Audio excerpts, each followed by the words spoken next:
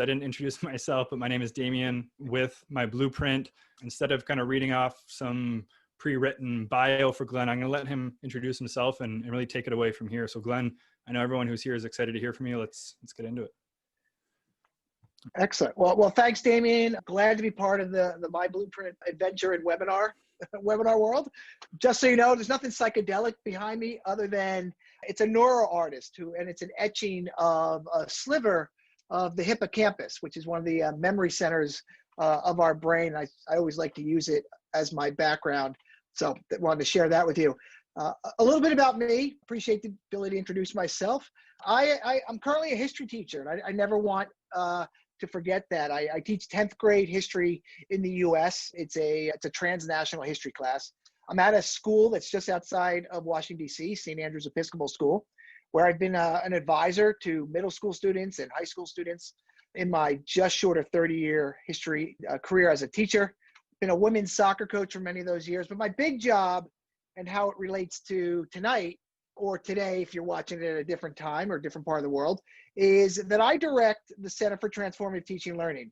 And it's the CTTL is the only educational neuroscience research center based in the US led by teachers that has this international public purpose. And that is to serve teachers in schools and districts around the world by bringing them the most promising research and strategies in how the brain learns. I co-authored a book with Dr. Ian Keller, our head of research. And as Damien referenced, we have a product called NeuroTeach Global that using an innovative delivery method, we can bring you the science of teaching and learning through the NeuroTeach Global platform. More of that to come. 10 of you are going to get copies of it, so I'm pretty psyched about that. So a little bit about today. If we could do this in person on our campus, this is the CTTL.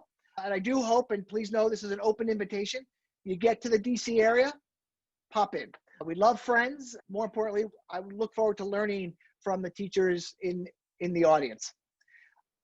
The center really is in a unique spot between the academic research that goes on at universities in Canada, the US, around the world, and classroom practices. We see ourselves as this bridge between the research and the researchers and getting into the heads and hearts and everyday work of teachers with all their students. And it's an exciting place to be.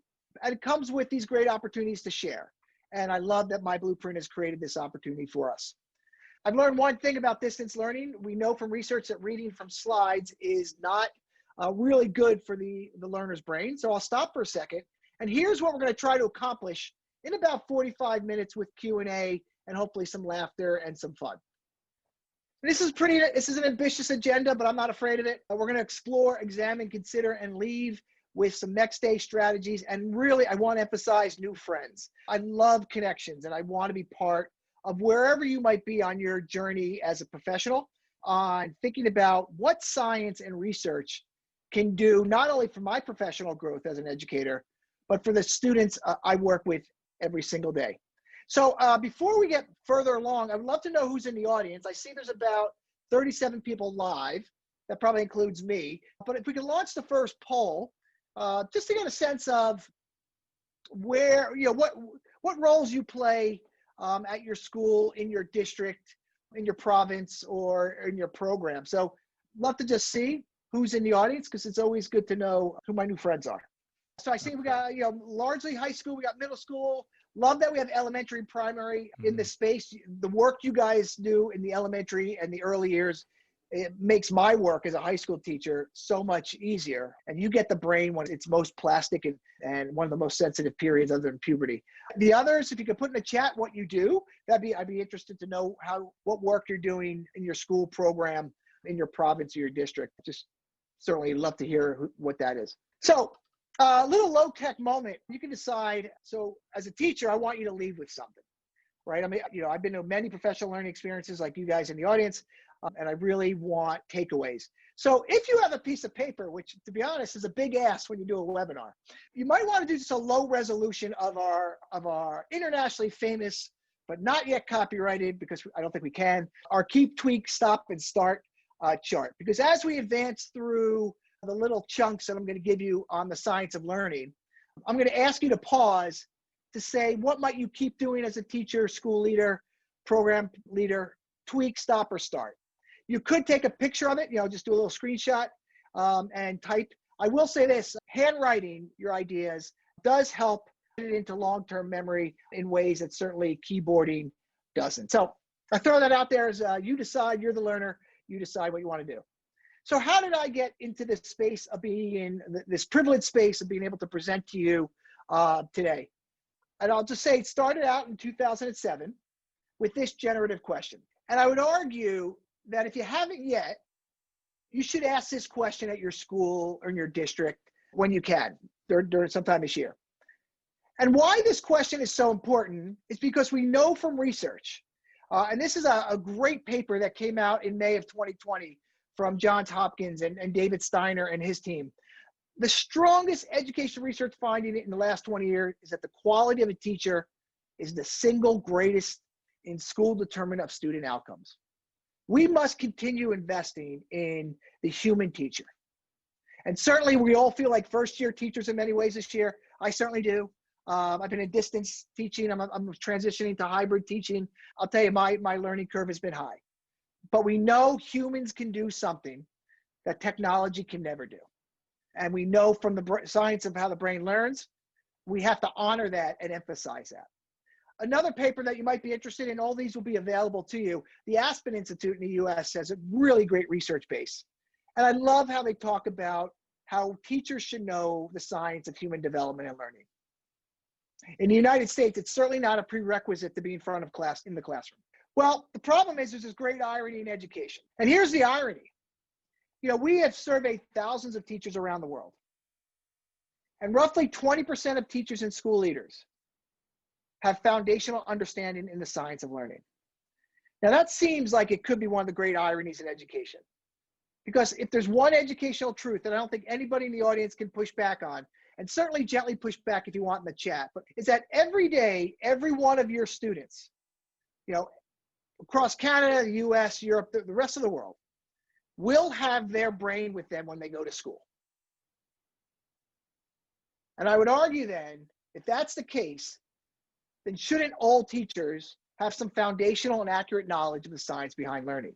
And that's what the work of the center does, and our NeuroTeach global platform does, and our book NeuroTeach does. And I hope we can be part of your journey in any way. So let me just set the table quickly, and I will pause to see if anything has emerged in the chat, if Siobhan and Damien have seen anything.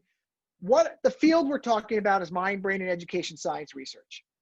We were introduced to this field by Harvard professor Dr. Kurt Fisher over a decade ago, and Dr. Christina Hinton. And this transdisciplinary field that needs to work both ways, where research in cognitive science, psychology, educational research, and neuroscience are informing classrooms. And what teachers do is we get to see if it works in our context with our kids, and we report it back to the research. The field is broad. Look at these lists. There's something here for everybody, whether you're teaching the youngest learners throughout Canada or wherever you are in the world, or the oldest learners. Imagine if all teachers knew this research. And I would argue to you, it's accessible, because in our teacher-led organization, we really think about how to make this stuff teacher-friendly. So I think I'm gonna pause for a second here. Are there any questions, Damien and Siobhan, that I just don't want to overlook early on?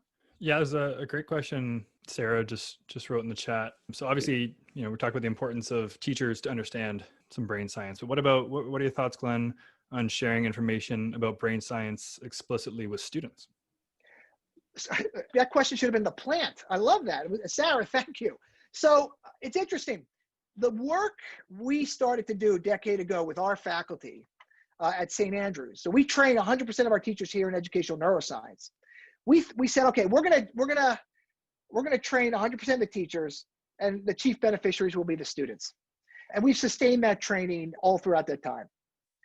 I think you make, though, a really good argument, and we are about to shift we are starting to elevate our work of bringing the research more directly to students. We're about to start building something called NeuroTeach Global Student to really disrupt the traditional study skills approach that we've often done to bring strategies to kids. So Sarah, I'd love to talk to you more about it. Maybe you can even be part of our thinking team if you're interested. So shoot an email secretly to one of us, or just follow us on Twitter. Consider us friends. And here's why I would suggest it's an exciting time to be a teacher. Though I got to tell you, I'm tired already, and I think you guys probably are too. It is hard to teach if you're teaching distance or hybrid, or you're constrained on your campuses. Certainly the United States situation is a little different than Canada's. So maybe I need to go to Canada, but you don't let me in across the border. So I don't have the option. But look at these two pieces of art. The one sort of statue is how we used to think about the brain. And then we had a student, Joy Reeves, who's now at Duke University. She started interviewing our teachers to draw her interpretation of the brain. So I'm going to pause for a second. If you can put in the chat, which part of the brain that Joy has drawn do you find sort of catches your attention? Because in many ways, it's a very accurate depiction of the adult brain or of her teachers when she was here. So love throw it in the chat. I think I can look at the chat as well. What part of the educator's brain caught your attention the most? I see things popping in. Might be too late in the day for coffee. Tania, if I said your name right, I'm with you. But coffee after 6 p.m., I'm not, at least on the East Coast. Greg, I love your point, right? Kids who are trying to find success in different environments. Fantastic. And again, I could certainly share this image with you. It's a great discussion piece, but we know so much more about the science behind how not only a student brain learns, but the adult brain learns. And what if your schools or districts, or even you as a teacher, started leveraging that science more? Certainly we have solutions or pathways, or we'll share other options as well. I mean, we want to just be part of your journey. And the way we think about it is, imagine as this mind-brain education science is the canopy or the lens to the umbrella to all your school's initiatives. So not surprisingly, I made it a little bigger for this session. We've been thinking hard about technology and our daily schedule and our distance learning program here through the lens of how the student brain learns, works, changes, and thrives. And I'll just pose a very rhetorical question. Is your school doing that yet? So whether we're in person, which is the environment we all love, right? Here's Christine Lewis, or here I am with Zane. Or I love this picture of one of our students, distance learning, still raising her hand. Well done, right? Can't claim her as my student, but regardless if we're in person, hybrid, or distance, the organ of learning will be with all our students. I think we should all work on how do we scale up our accurate knowledge of the organ of learning. So I'm going to give you some insight into this work. This is a participatory moment. In the chat, if I asked you one thing, teachers, leaders out in this audience, that all of us should know about the learning brain, what might your answer be tonight or today? So be brave, throw an answer in. It's a formative assessment. There's no threat. So far, we've got how trauma can make learning impossible, how to retrieve info, the growth mindset, how memory functions, and the impact that injuries have on learning. A couple of attendees are also mentioning motivation and what triggers that as well. Excellent. All right. So I'm going to give an answer, and we can start from there, and we can debate it long into the evening, right? But I would argue the starting point needs to be about what I would say is the most promising research from neuroscience that should inform teachers. And that's this concept of neuroplasticity. If you don't believe, if teachers and school leaders and parents don't believe students can improve, they can change their brains, right? This might not be the right profession for us, right? We know, and let's launch the second poll right now for a second, if you don't mind. It's the second question. So what do you guys think? Is the human brain set at an early age? True or false? Set means fixed, sort of unchangeable, right? So I'm going to end the poll quickly. I love the answers, right? the answers for that question, 19 of 20 of you said it's false. Well, that's good. You either read the book, but it is false. Our brains are able to learn throughout our lives due to neuroplasticity. And this is good news, even for a guy like me. I'm 51 years old. Now, I don't know if I take up guitar today, if I'll ever be in Bruce Springsteen and E Street Band, right? Which would be like my dream. I am from New Jersey, so I have a little man crush on Bruce Springsteen. Hopefully some of you else in the audience do as well. But we as teachers are brain changers. And I would love you to leave tonight with that mindset. The schools that our students go to and the experiences our kids have with us rewires or strengthens current neural pathways. Actually, I love the title as being a brain changer, right? And here's an overstated, right, an overly simplistic representation of the change in synaptic density. So for those of you who are working with the youngest learners in primary or elementary, right, look at the synaptic density early on when we get those students. And then I don't know if you guys know the neuroscience phenomena that takes place between ages in 16, 14. I don't know if you want to throw it in the chat, but what's going on between 6 and 14? It is called something. Pruning, we got puberty. Yep. Well, yes, so we got them both, right? So certainly no, it's brain pruning, right? If you don't use it, you lose it. Judy Willis talks about this all the time, right? And not only, is it pruning away, but what has stayed and you use it more, obviously the myelin sheathing gets thicker and the synapse, and then things get stronger and things move faster. So again, love pruning. Puberty, though I want to acknowledge, is one of the two most sensitive periods of brain changing. We know 0 to 2 and puberty are the most sensitive times for the change of brain. So when you have them as your young learners or your middle school learners or maybe early high school years. And I want you to think about this.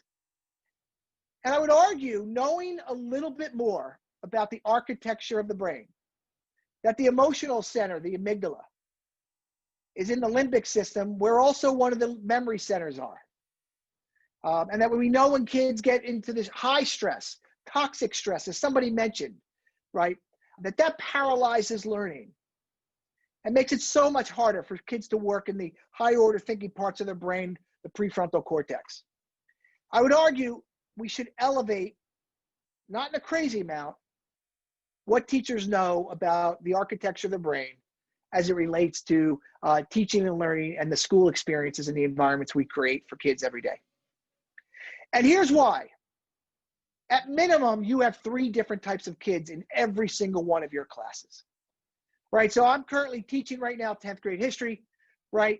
I have a student who's currently struggling, and I use the word currently very intentionally. I have a student, Kennedy, who's currently just fine. And Liam's knocking it out of the park so far. My understanding of neuroplasticity is that all these students, through the right amount of support, social and emotional, challenge and scaffolding, proper timing of formative assessment and summative assessment, will allow them all to get better. So I'm going to stop there for a second. Based upon what I just shared about neuroplasticity, is there anything in your practice as an educator that you might keep doing, you might tweak, you might stop doing, or you might start doing? And I would love you just to pick one of the squares and just put one thing in one of the squares. So again, play long. This is that active moment. And it's also time, if there's anything in the chat, Damien and Siobhan, or any questions that are emerging, good time to have a little come up for air. So we're just picking one of the squares. We're doing keep, tweak, start, or stop, and then what you would do associated with whatever square you picked. Right. So again, I just talked a little bit about neuroplasticity. If you want to share what you wrote in your square, that'd be great, so we can build our community. That'd be fantastic. Well, you told them to grab paper, so they're probably all writing it on paper first, and they got to come back to the keyboard. I would like to know how many people are actually using paper. That'd be awesome. I asked my students today if they had paper during class, and that was a big ask. Thanks. So I don't know if anybody wants to share, based upon my brief introduction of neuroplasticity, what might they keep doing, tweak, stop, or start? I don't know if anybody popped in. I'm using paper. Tracy, thank you. Kathy. Excellent. Greg's Great. going to tweak, trying to allow time for students to mentally enter the classroom space before they start sharing. Eric's going to tweak the structure of the questions asked to cause more thought in creating the answer. Bianca's going to keep using rubrics to allow for students to improve and be rewarded for their final achievements rather than faulting them for their learning challenges. So some great ones so far. Yeah. No, I think rubrics are great. And, I would argue as we think about this school year, measuring, we're really trying to help teachers, our own especially, think about growth as opposed to gaps, right? We've talked a lot about what learning gaps might have ensued being away from in-person schooling. If we can get, baselines of where kids are, maybe in reading levels or maths or knowledge of historical facts that you guys want them to know, or understanding of elements of diversity, equity, inclusion, and belonging. Start from, get a baseline and work from there to measure growth. And I think rubrics are an excellent tool for that. All right. Second, I want you to name in the chat, please. I said neuroplasticity is something every teacher, school leader should know. And I know you did this sort of already, but let's say you get another chance to name a second thing, all right? What might you say, hey, Glenn, you know what? This has to be it. This has to be the second thing. I'm fully convinced. So what is the second thing? If I believe neuroplasticity is the first, and here it comes, I will give it to you now. I want to talk a little bit about mindsets. And mindsets is this pathway to think also about motivation. So some of you might know and be familiar with growth mindset. Maybe some of you have read Carol Dweck's book. Carol's fantastic researcher. There's been some challenges to growth mindset. It's been hard to replicate. Schools sometimes said, okay, if we create growth mindset posters and growth mindset t-shirts, and that means kids have a growth mindset. And that's not what she meant. And she reminds us of that a growth mindset needs a challenge. And if you remember, this is what a growth mindset is. And not surprisingly, it sort of fits really nice with neuroplasticity, right? It is something though, right? She will say, we can have both a growth and fixed mindset at different points in our experiences. It's not like you're 100% growth mindseted or 100% fixed mindseted, but I think it's really something to think about. I don't know if you're familiar with this organization, but I wanted to share with you. The Mindset Scholars Network is one of the research bodies out there that we lean heavily on. And if it's not on your radar, I would really encourage you to put it on your radar. These are a network of university professors, David Yeager, Chris Hulleman, Mary Helen Emerdiner-Yang, Carol Dweck. Please check out their site. I am not part of the organization, though I'm friends with them, because when we were introduced to them, they made us aware that there's more than one mindset. And they would argue, or we would argue, that the belonging mindset is actually more important in terms of motivating students, engaging students, at least initially, than growth mindset. If a student doesn't feel like he, she, they, however they identify, belong in your school or your community, how are we going to ask them to lean in and grow and get better? So I don't know if the belonging mindset's new to you, but it's really become an important element of the work of the center, and more importantly, how we prioritize this mindset in our school community. Here's what a belonging mindset is. And my question is, do your students and families feel this way? Now, certainly if you've watched the news in the United States, we're in a historic period of civil rights and racial redress that started in the spring. But do all your students, regardless of race, class, gender, sexual orientation, right? Students from indigenous populations or First Nation populations, do they feel like they belong in your schools? Do they feel validated in every classroom?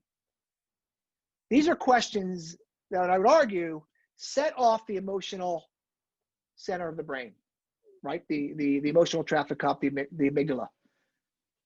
There's a term I want to introduce to you as well called downshifting. We were introduced to this term by Dr. Merrill Hardiman at Johns Hopkins University, wonderful author of the Brain Targeted Teaching Model. Johns Hopkins has a fantastic graduate level programs in MBE, so check them out. But downshifting happens when negative emotions cause us to process in our amygdala, in our emotional center, and doesn't allow us to do our higher order thinking. And students are downshifted all the time, whether it's by peers, sometimes not intentionally by teachers. So how do we upshift students, make them feel like they belong in our school communities? So I'm going to try something. This is a brave moment for me. One way is to get a little social and emotional temperature of your students. I don't know if you're familiar with the blob tree, but I use this every so often to gauge how my students are feeling. So if we do this right, you have the ability to annotate. If you go to annotate and you click on the stamp feature, I would like you to stamp one of the blobs about how you are feeling right now, socially and emotionally, as an adult. So you click on stamp, you can take a star, you can take an arrow. Excellent, Damien, you're good modeler. And again, how do you take the social and emotional temperature of your students? I put myself here, I think I put myself here. One, because I feel like right now, I'm in a community of educators. We're trying to learn together. We're sharing ideas, sharing experiences. Blob tree, if you Google it, you'll be able to find it. We have certainly permission from the author, and I think he shares pretty liberally. So add it into your practice, or if you have questions about it, certainly holler about it. So again, all these slides will be available, the video's available, but how do you create belonging in your schools, right? Here are some things that we've been thinking about in regard to distance learning, hybrid learning, and ultimately when we get back on campus together. And I think this last one is a new one for us, right? That students are not feeling left behind because of tech challenges, technology inequities, right? Wi-Fi connections differ per each house, right? This saps motivation, right? If a student doesn't feel like they belong, what's going to motivate them to want to dive in and engage in the school and the experience? So again, this was the second of 3 mindsets. And the third mindset I want to introduce to you is the purpose and relevance mindset. And this has a lot of connection with motivation and motivation theory. I'll let you read this for a second because we know reading from slides actually increases cognitive load.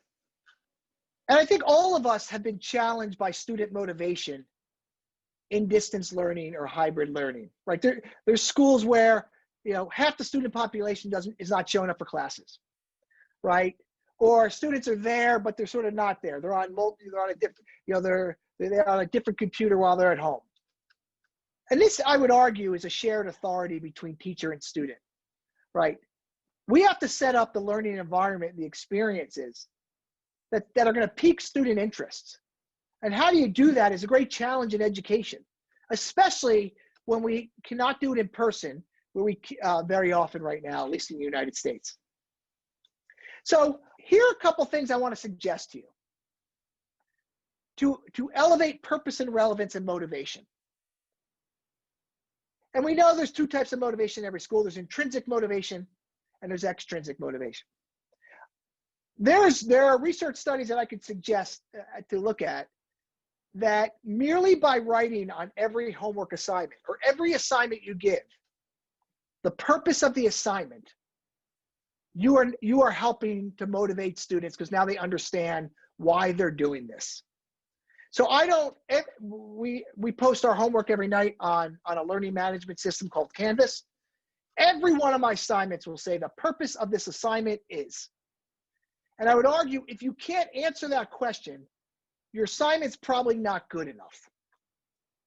And then you're just asking kids to do school as opposed to engage and get creative and enjoy school. Finding out what kids see as relevant in what they're studying to what you're assigning, right? Certainly I teach history. I give them constrained choice very often. And again, constrained choice allows me to achieve my learning objectives or my learning goals, but students might not all take the same pathway. If you're not familiar with Dr. Mary Helen Imardino Yang's work from USC, and ASCD is a great organization and produces really rich resources. Dr. Mary Helen Imardino Yang this summer worked with our faculty, and worked with our community of teachers that we brought together. And she said this point, and I took immediate notes, as you can expect. Students forget the stuff that doesn't matter to them. What do you want students to remember 20 years down the road? It's often not the stuff we give them all these assessments on. If we give kids a chance, to pursue passions that they're interested in, that align with our curriculums, we're going to elevate their motivation. We just recently wrote an article. Siobhan, I'll put the link in the chat. Project-based learning is a great way to motivate students, right? It's sharing authority. It allows them to socialize in ways that we really miss. We're not being able to be on campus. So we just recently wrote this, Ian and myself, for Edutopia, to think about project-based learning as a way to elevate motivation when you give students choice, more autonomy, chance to collaborate with their peers. But I will say this, there's good project-based learning and I can't say it any better, there's lousy project-based learning. Some project-based learning actually increases, learning gaps. So I want you to keep that in mind. All right. So what would you keep, tweak, stop, or start based upon my sharing of the 3 mindsets: growth, belonging, and purpose and relevance? I'm glad maybe while they're doing that, and because obviously we have a few fans of paper here, can you give us an example of something you've done with your history class recently when you explained the why for their homework? Maybe something you've assigned in the last week or two? Yeah, so great example. After I finish this call, I'm positive in my email, I'm going to be inundated by about 3 or 4 emails. So tomorrow, my students have their first essay of the year due, right? Here are my directions that I gave my students in the assignment.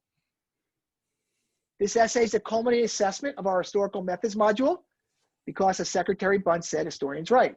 Its purpose is to show what you have learned about how to be and think like a historian.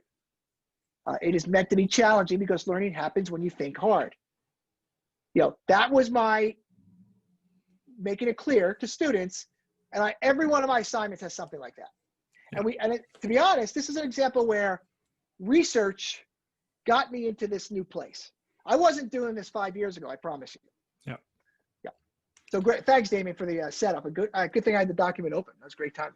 Well, we didn't actually see it, but I think we followed along with you. No. It's okay. No. We got a few good responses while you were sharing the why. So we had tweak projects to allow for more voice and choice. I love that. Love that. Start putting the assignment purpose in writing and adding the secondary purpose, right? Keep using stories to set up relevance of lessons. So yes, very aligned with what we were just talking about. Great. Okay, I'm probably getting people nauseous by pretending like I know what I'm doing. Fantastic. So you guys get it. So don't think about growth mindset in your schools. You get to go back to your colleagues tomorrow, get a cup of coffee, get a cup of tea, and introduce them to the mindset of belonging and the mindset of purpose and relevance. And if there's a third thing, and not surprisingly, this is my own setup, and then we're going to open up the questions and have some more chat. We got about 15 minutes left. Hard stop at 7 my time, because I got to read these papers, and B, I got to be a father. If you're not familiar with Chris Hulleman's team at the Motivate Lab at the University of Virginia, please, like the Mindset Scholars Network, get it on your professional radar. Chris has been a great friend and an ally in this work. He recently wrote an article with Ian Kelleher about keeping kids engaged. And it's, again, practical, transferable stuff, whether you're teaching in Canada, the US, or other parts of the world. And I was reading the New York Times this weekend, And I saw this quote from the great Steve Jobs. We know for schools at times kill curiosity and the motivation of our kids, at least the intrinsic motivation. I would argue teachers on this call of our youngest students, primary, the motivation, the freedom our students have when they're young, it weans off because of this pressure in the US especially about grades and standardized testing and college admission, right? So I want to just introduce you in a light way to something called the expectancy value cost theory. And you're going to see some real connections to purpose and relevance mindset, right? And think about this, and I hope we can continue to talk about this at another time, but not surprisingly, of this alignment with purpose and relevance mindset. The expectancy part of it. Do students believe they can do the task, right? Do they have the right strategies? Are they getting the right feedback from you, the teacher? And feedback that's not always comes with a grade. Are they having times to reflect and think about themselves as learners? And what you say matters. So let me give you one example. Here are two types of feedback to students. I'm giving you these comments so you'll have feedback on your paper, or I'm giving you these comments because I have very high expectations and know that you can reach them. Which one of these student groups, based upon the feedback, tended to revise and give more effort into another draft of their paper, do you think? And here's the data, right? And what is really important to note is among African-American students in this study by David Yeager and others, all right, of the willingness to revise an essay, basically because he said, I have high expectations and I know you can reach them. How you talk to your students is really critically important in terms of motivation. Don't downshift, upshift. So last two things, and then we can value. Do students want to do the task? Is there a level of autonomy? Is there time to connect with others, relatedness? Is there stories? Can they create their own learning journeys and their stories through this? And then the cost. What are the barriers preventing students from doing the task? And as teachers and school leaders, how do we break down those barriers? Some are, along diversity, equity, and inclusion and belonging lines. Some are along of just scaffolding the assignments and the chunk size. Because we want to create this shift of how do we move students and motivate students from just doing school, as Denise Pope once wrote, the great Stanford researcher and a good friend of ours, to really enjoying school. How do we get this spirit, even when we're learning from a distance? So again, think about your keep, tweak, stop, and starts. The field is broad. We only covered 3 pieces of it tonight: mindsets, motivation, neuroplasticity. We made it a little easier for you though. Maybe Siobhan could throw this in the chat. We created a top 10 back to school strategies sheet that please share liberally, that sort of condenses a lot of what I said tonight into 10 strategies. Let's open up the questions. Looks like we got 10 minutes, and then I have my big finale. Any questions that are percolated in the chat or elsewhere? We'll just give people a second to start writing them. But I had one that came in through email, Glenn. So any suggestions for kids who are maybe overwhelmed, unhappy? It's easy to teach to technophile bright kids with curiosity and a love for learning, but that's not most students these days. Do you have a way to reach the shy, the scared, with a low frustration threshold? Can I compete with YouTube? The last part of that question is sort of a tough one. I know some people might be watching this on YouTube eventually. Here's my first gut instinct. There's a couple things that come to mind.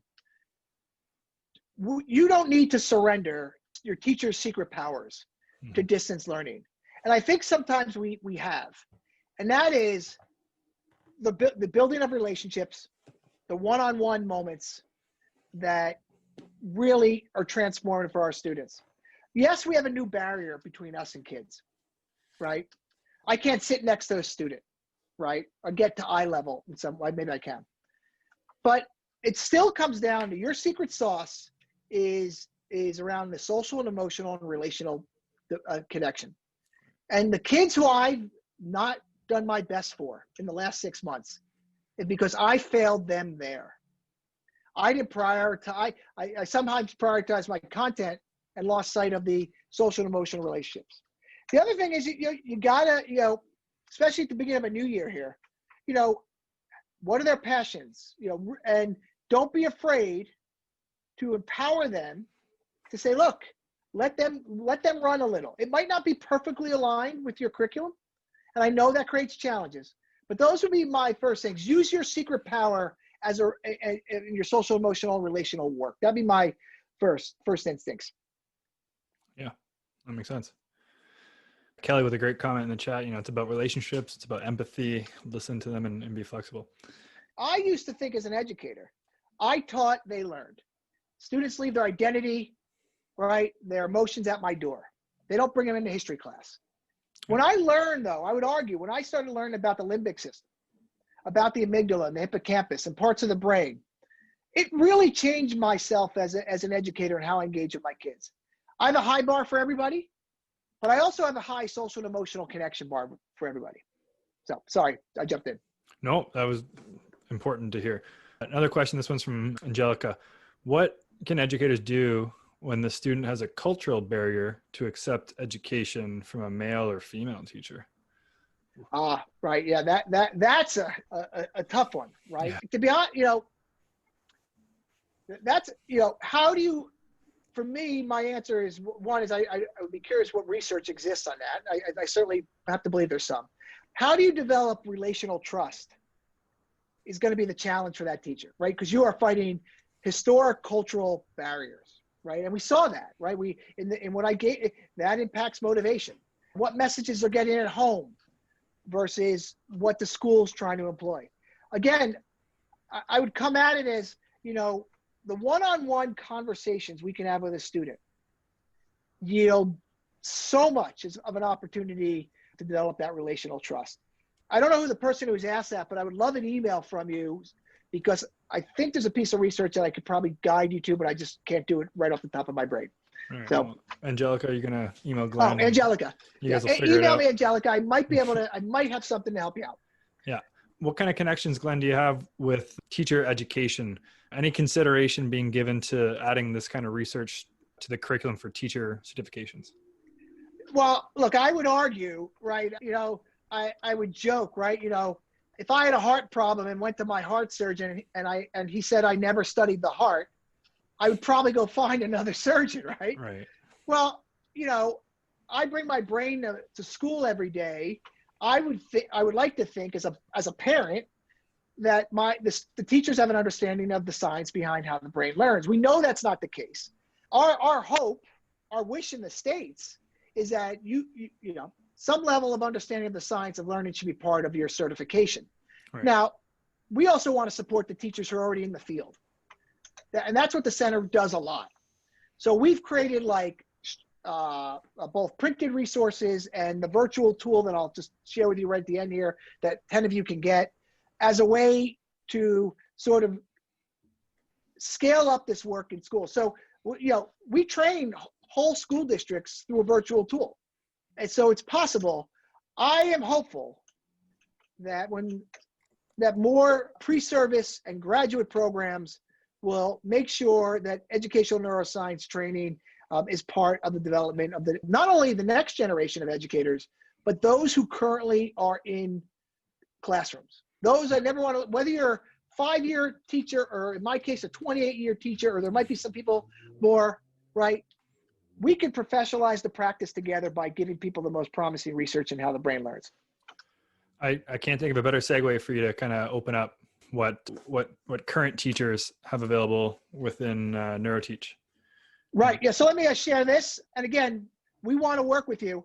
We know professional development. There's 3 things that are needed for effective professional development. It needs to be focused on helping real students, like our star people early on. Has to be informed by research, and more importantly, it has to be sustained and iterative. I hope you enjoyed tonight together, but we know the one and done professional learning experience doesn't really create change in practice. So, you all came with some prior knowledge.